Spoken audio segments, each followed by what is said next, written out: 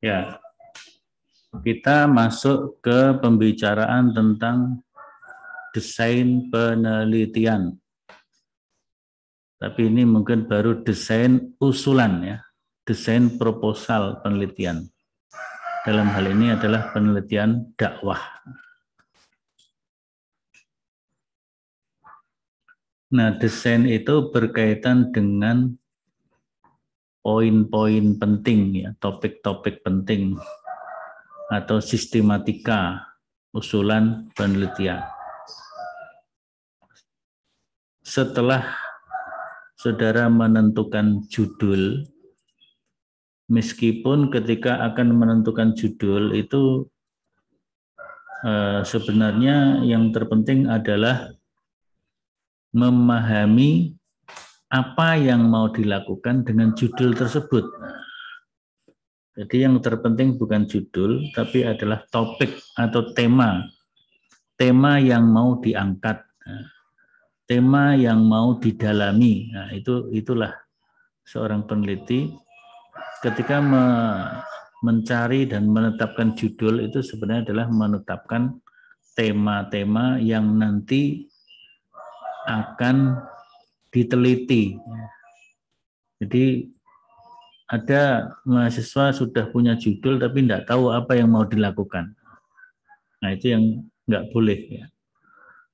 Kalau sudah punya judul mesti harus tahu apa yang dilakukan. Itulah maka setelah judul ada yang disebut dengan latar belakang masalah. Nah, apa itu latar belakang masalah?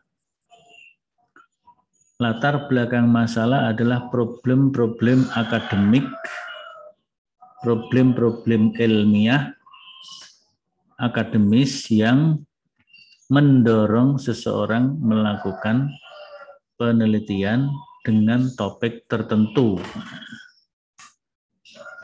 Dengan topik tertentu.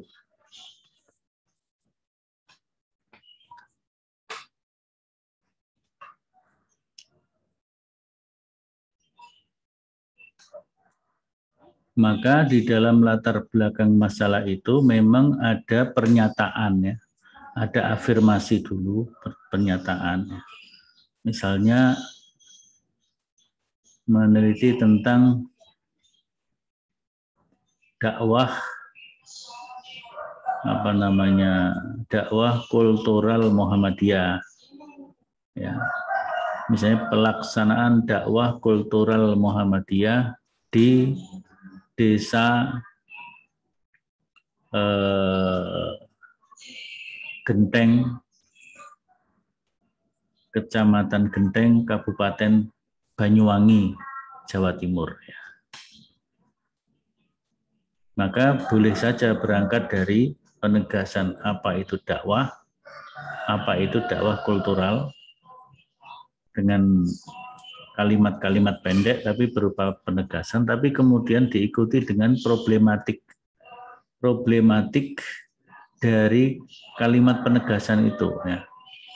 Misalnya tadi implementasi dakwah kultural Muhammadiyah di cabang Genteng Banyuwangi. Cabang Genteng Banyuwangi itu berarti ya Desa Genteng, Kecamatan Genteng, Kabupaten Banyuwangi, Jawa Timur. Nah, maka di sana kita melakukan studi pendahuluan, melihat problem-problem yang muncul di lapangan, serta juga problem-problem yang muncul dalam kajian-kajian penelitian. Jadi di latar belakang masalah inilah setelah saudara mungkin menemukan satu penegasan tertentu berkaitan dengan topik, dengan judul, kemudian dimunculkan problem-problem, masalah-masalah yang muncul berkaitan dengan penegasan yang dimunculkan tadi. Misalnya, masalah apa yang muncul tentang dakwah kultural? Mungkin bisa tentang pemahaman mengenai dakwah kultural, mungkin mengenai persepsi, pemahaman dan persepsi pimpinan, para mubalek, para dai Muhammadiyah, dan juga dengan masyarakat. Nah, itu problem-problem itu dikemukakan. Syukur problem-problem itu juga bisa diambil dari tulisan-tulisan jurnal, artikel-artikel jurnal. Sehingga di dalam latar belakang masalah ini juga banyak dimunculkan artikel-artikel jurnal dari hasil sebuah penelitian yang itu bisa untuk menguatkan problem yang diangkat, Jadi isi dari latar belakang masalah itu seperti bandel jam gitu. Kalau sedang ke kiri ini penegasan, ke kanan nanti problemnya. Jadi penegasan gitu ya. Nah, setelah itu dikerucutkan. Setelah itu dikerucutkan dari masalah-masalah di atas, maka penelitian ini akan mengangkat apa gitu ya. Jadi mengangkat implementasi dakwah kultural Muhammadiyah di Desa Genteng, Kecamatan Genteng, Kabupaten Banyuwangi. Dengan rumusan masalah sebagai berikut. Atau mungkin ini subbab sedikit, subbab ya. Adapun rumusan masalah dari penelitian ini adalah, jadi mungkin yang pertama apa masalahnya?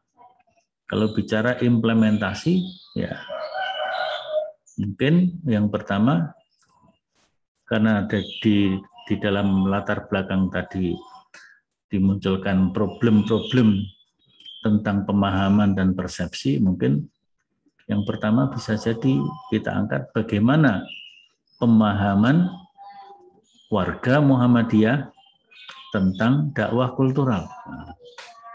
Bagaimana pemahaman warga Muhammadiyah mengenai dakwah kultural. Kemudian karena ada implementasi, maka rumusan masalah yang kedua, bagaimana implementasi dakwah kultural Muhammadiyah di tadi ya, Genteng tadi. Kemudian yang ketiga, kalau mau diangkat ada rumusan masalah yang ketiga, ya mungkin faktor-faktor yang mendorong lancarnya dakwah kultural dan faktor-faktor yang menghambat pelaksanaan dakwah kultural. Apa faktor-faktor yang mendorong dan apa faktor-faktor yang menghambat? Nah, itu misalnya seperti itu. Maka antara latar belakang masalah dengan rumusan masalah mesti harus nyambung. Nah, setelah rumusan masalah ada tujuan penelitian. Tujuan penelitian itu merumuskan dalam bentuk kalimat pernyataan atas kalimat pertanyaan yang ada di rumusan masalah. Rumusan masalahnya tadi yang pertama, bagaimana pemahaman dan persepsi warga Muhammadiyah Genteng Banyuwangi terhadap dakwah kultural, mungkin atau terhadap konsep dakwah kultural, bisa juga begitu ya. Maka tujuannya adalah tujuan penelitian ini adalah menemukan, mendapatkan atau mengetahui pemahaman dan persepsi warga Muhammadiyah Genteng tentang dakwah kultural. Dan tujuan yang kedua adalah menemukan, mengidentifikasi, mengetahui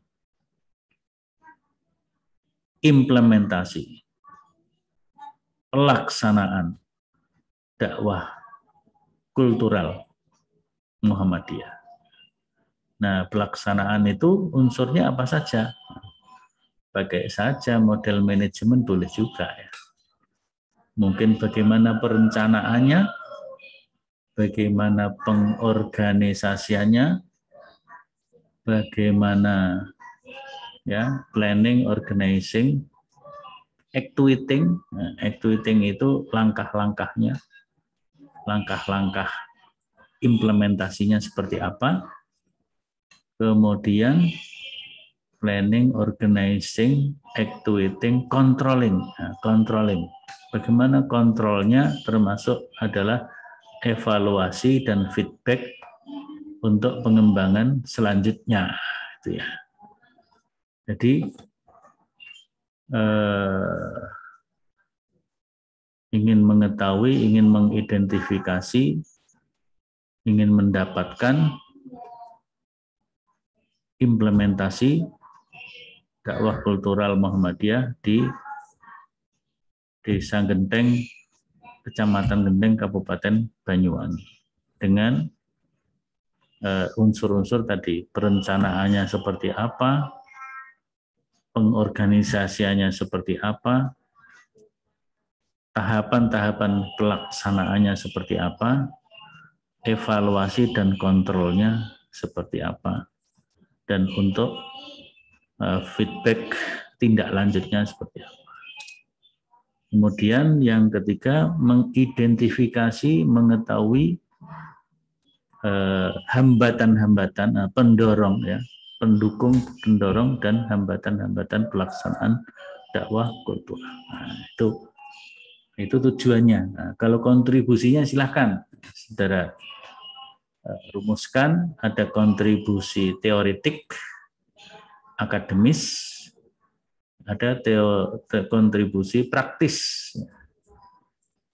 Kontribusi praktis, manfaat praktis. Manfaat akademis itu tentu adalah manfaat yang berkaitan dengan bisa jadi kritik teori, pengembangan teori, atau bahkan membangun teori baru. Jadi bukan hanya sekedar mengemukakan manfaat akademisnya adalah memberikan kontribusi pengembangan ilmu tentang dakwah. Enggak hanya seperti itu. Jadi harus ada penjelasan manfaat teoritisnya itu ya terkait dengan bangunan teori yang diangkat dakwah kultural, sehingga dengan penelitian ini seorang peneliti memberikan kontribusi atau penelitiannya memberi kontribusi dalam pembangunan teori, bisa itu berupa kritik teori atas teori sebelumnya, pengembangan atas pengembangan teori sebelumnya, atau justru membangun teori baru.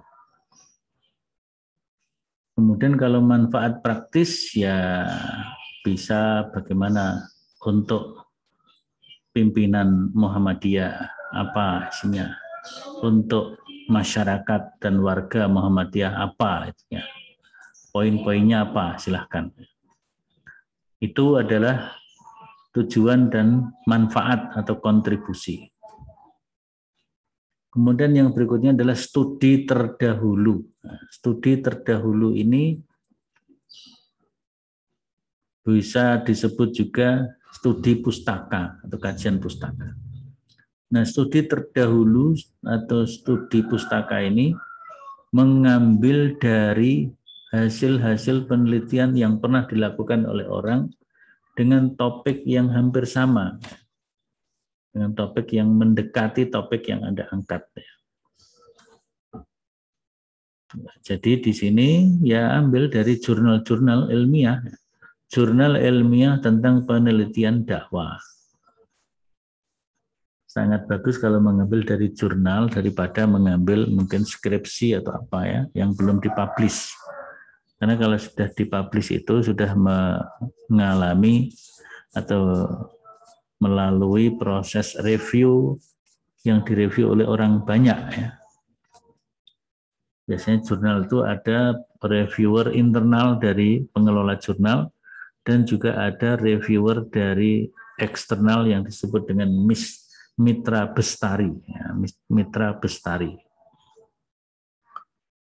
Nah, silakan mungkin 5 penelitian dari jurnal-jurnal yang bagusnya, jurnal yang bereputasi. Itu studi terdahulu atau studi pustaka atau kajian pustaka. Nah, setelah kita melakukan studi terdahulu, kajian pustaka, di dalam kajian-kajian pustaka itu atau di dalam hasil-hasil penelitian yang tertuang dalam jurnal-jurnal ilmiah itu, biasanya di sana juga dikemukakan teori-teori yang mereka gunakan di dalam melakukan penelitian. Nah, maka itu bisa juga kita studi pustaka sekaligus untuk menyerap kerangka dan landasan teori yang akan kita lakukan, yang akan kita gunakan. Maka saudara kemudian adalah menyusun kerangka teori. Kalau kita mengangkat dakwah kultural Muhammadiyah, tentu ya pertama teori yang dipakai adalah konsep dakwah kultural atau rumusan dakwah kultural yang menjadi keputusan resmi organisasi Muhammadiyah. Kemudian ditambah dengan teori-teori terkait yang diangkat dari studi pustaka tadi, tapi juga mungkin dari buku-buku referensi buku-buku referensi yang sangat penting berkaitan apa itu dakwah kultural dan sebagainya. Itulah kerangka teori. Dari kerangka itu nanti akan digunakan untuk membaca data. Jadi kerangka itu katakanlah sebagai kacamata. Ada data, maka kita membaca data itu dengan kacamata yang disebut kerangka teori. Di kerangka teori itu justru kepada materi-materi pokok dan tentang tema yang diangkat, tapi juga ada kaitannya dengan metode penelitian yang dipakai, terutama pendekatan penelitiannya. Di kerangka teori, maka kemudian setelah kerangka teori masuk kepada metode penelitian.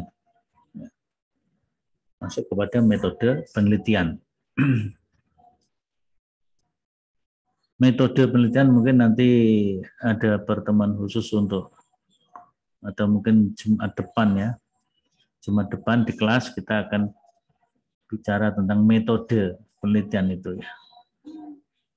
Jadi metode penelitian ini terdiri dari yang pertama adalah jenis penelitiannya. Ya, kita prioritaskan dan kita tentukan semua adalah penelitian lapangan. Semua penelitian lapangan, field research, bukan library research. Semua penelitian lapangan. Itu jenisnya penelitian lapangan, field research. Kemudian pendekatannya ya tentu yang pertama jenis pendekatannya adalah kualitatif ya. Kualitatif mungkin dengan pendekatan apakah pendekatan proses berarti sejarah historis dakwah kultural di Genteng itu seperti apa. Karena dakwah kultural itu kan sudah dimunculkan oleh Muhammadiyah tahun 2003 ya. Sekarang 2021. Bagaimana historisitas mulai dari pemahaman, persepsi sampai praktek dakwah kultural. Ada dinamika enggak di situ? Nah, kalau ada dinamika, itulah namanya kajian historis. Jadi ada pendekatan historis. Ya. Mungkin historis interpretatif bisa juga. Atau pendekatan yang lain mendalami konten-kontennya. Ya. Konten dari dakwah kultural itu. Maka ada pendekatan konten. Ya. Sehingga nanti di dalam analisisnya ada content analysis. Yang tadi historis apa tadi? Itu juga analisisnya analisis historis. Ya, historis interpretatif boleh juga. Ya. Atau mungkin pendekatan-pendekatan yang lainnya ya. Pendekatan sosiologis.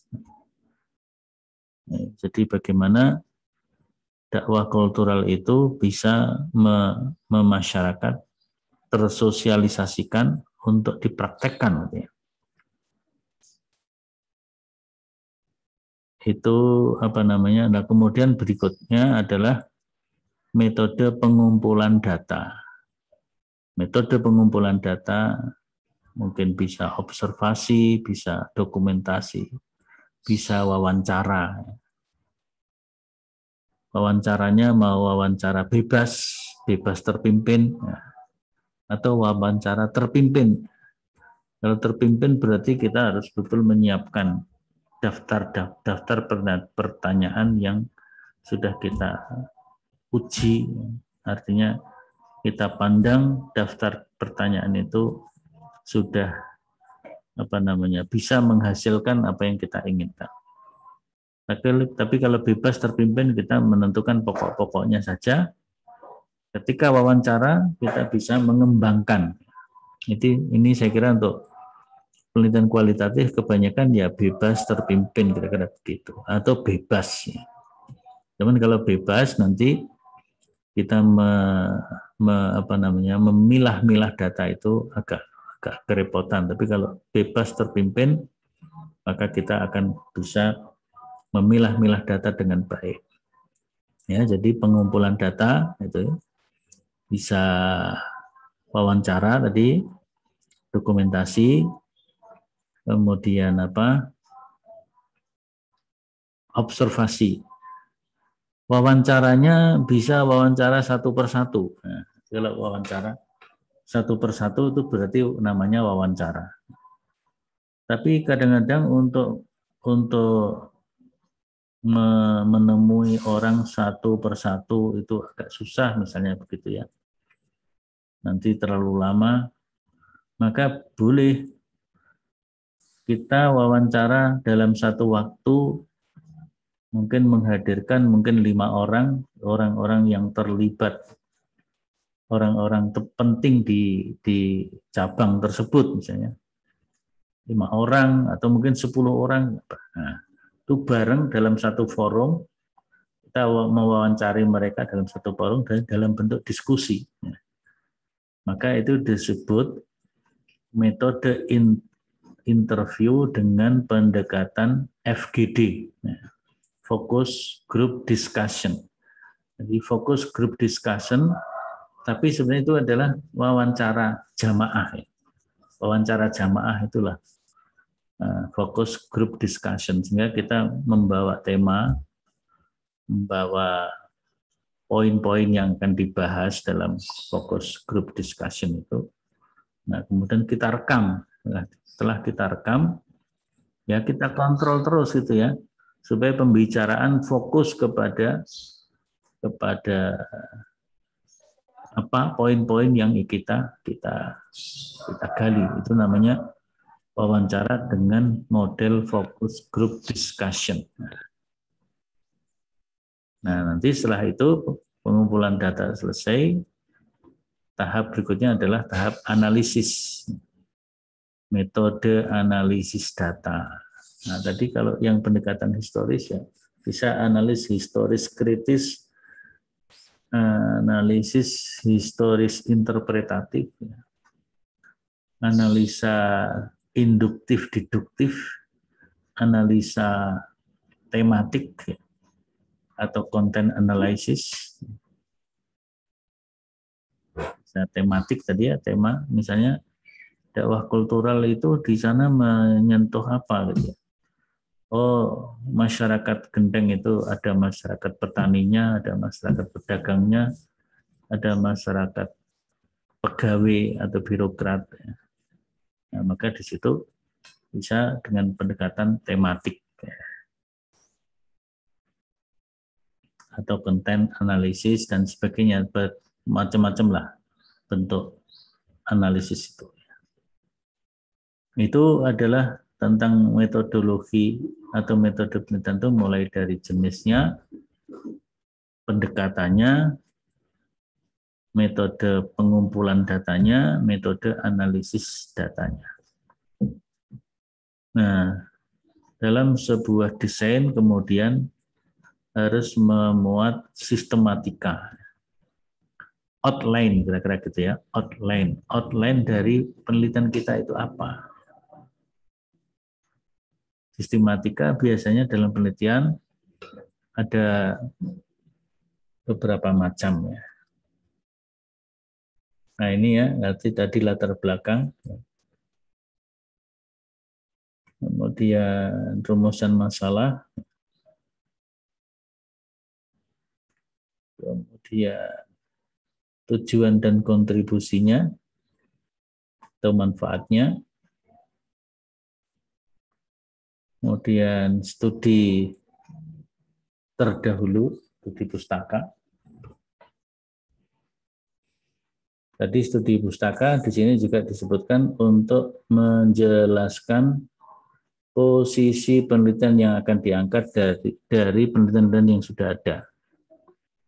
Jadi mungkin posisi penelitian Anda bisa sebagai posisi untuk mengembangkan, pengembangan dari penelitian yang sudah ada. Atau kritik terhadap penelitian yang sudah ada. Atau bentuk lainnya ya, bentuk yang lainnya. Jadi tegaskan dan tunjukkan bahwa ada dimensi-dimensi yang baru, yang berbeda dari penelitian-penelitian yang sudah diangkat.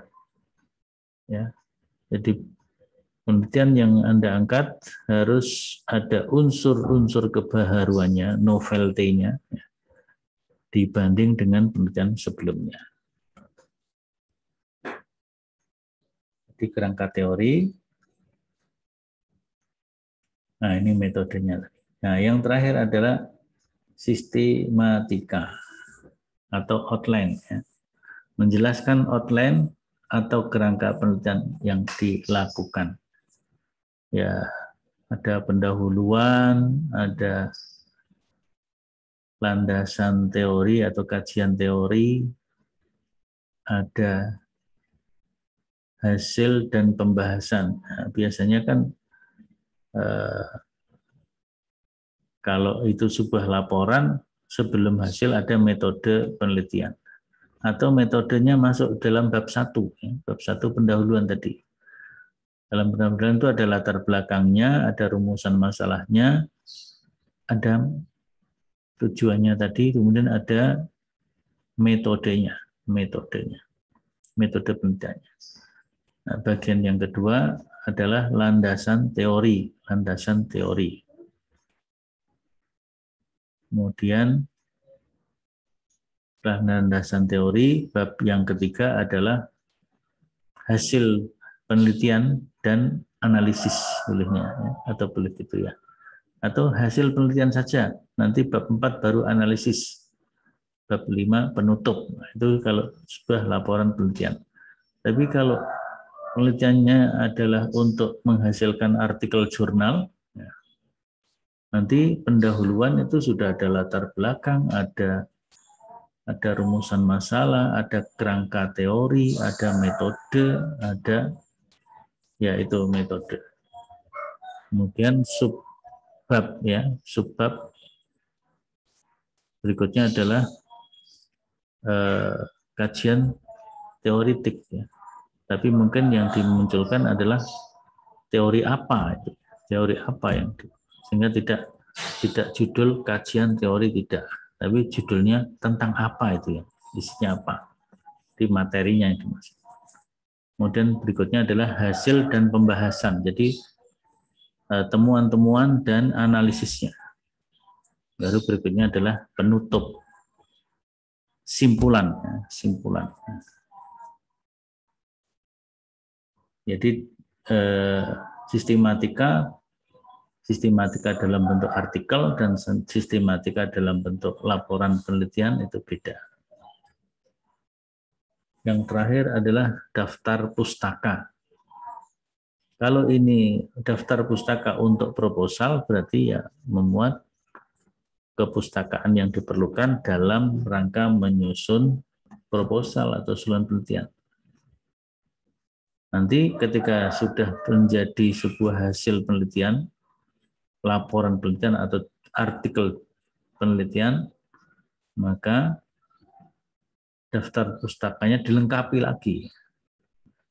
Intinya daftar pustaka hanya memuat bahan-bahan yang benar-benar digunakan sebagai marojik dalam menyusun usulan penelitian atau proposal, atau kalau itu sudah menjadi laporan ya dalam menyusun laporan penelitian atau dalam menyusun artikel publikasi hasil penelitian. Ini saya kira ya, ini yang dulu. Jadi mahasiswa jumlahnya ada 30-an kalau nggak salah. Maka nanti silahkan dibagi kelompoknya 2 atau 3 orang per kelompok. Jadi boleh 2, boleh 3. Jadi kalau 3 ada 10 judul, kalau 2 dan 3 nanti ya mungkin lebih dari itu. Yang terpenting untuk materi hari ini desain penelitian. Jadi kita sudah mengenal desainnya, maka Jumat yang akan datang kita masuk kelas itu sekaligus saya minta sudah ada daftar kelompoknya ya. Daftar kelompoknya, kemudian ada tema penelitian yang akan diangkat. Tema penelitian yang akan diangkat. Di samping saya akan menyampaikan materi tentang metode penelitian kalau nanti waktunya cukup.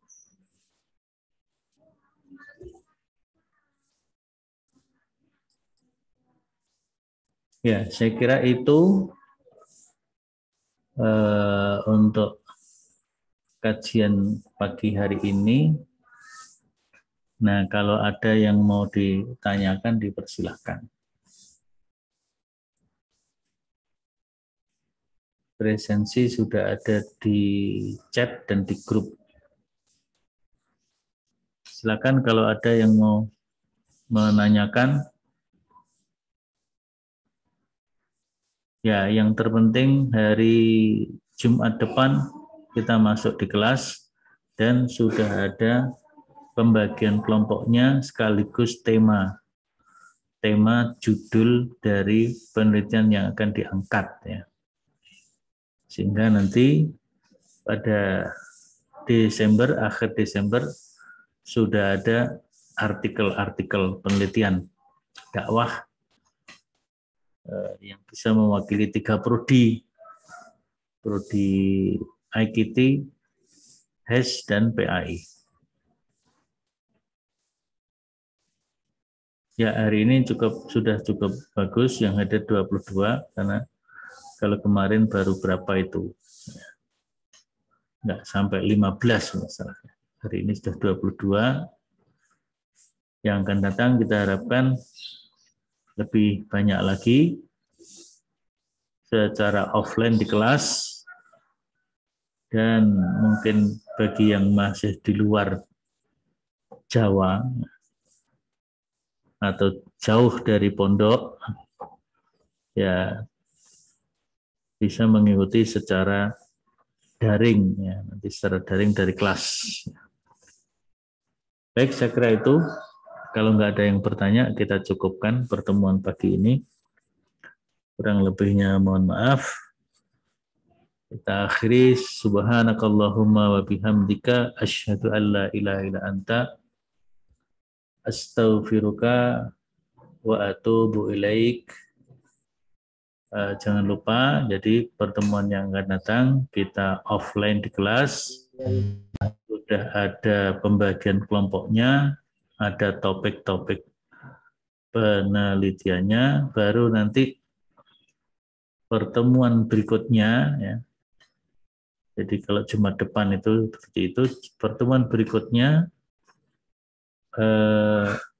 Masing-masing kelompok sudah membuat desainnya, desain penelitiannya, desain proposalnya. Saya kira itu kita cukupkan.